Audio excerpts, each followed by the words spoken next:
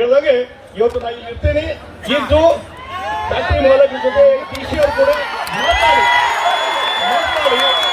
ಅದಕ್ಕೇನಾದ್ರು ಇಷ್ಟೆಲ್ಲ ಉಳಿಸಲಿ ಪ್ರಯತ್ನ ಮಾಡ್ತೀನಿ.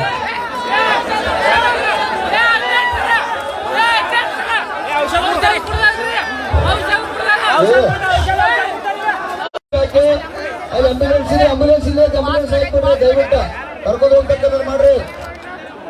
ದಯವಿಟ್ಟು ಕಬ್ಬು ಬೆಳೆಗಾರರು ಇವತ್ತ ಆಂಬ್ಯುಲೆನ್ಸ್ ಹಾಕೋತ್ರಿ, ಆಂಬ್ಯುಲೆನ್ಸ್ ಹಚ್ಚಿದ್ರೆ ಆಂಬ್ಯುಲೆನ್ಸ್ ಹುಡುಗಿ ರೋಡಿಗೆ ಆಂಬ್ಯುಲೆನ್ಸ್ ಇದೆ, ಹುಡುಗಿ ರೋಡ್ ಆಂಬ್ಯುಲೆನ್ಸ್ ಆದಿ ಬಿಡ್ರಿ. ದಯವಿಟ್ಟು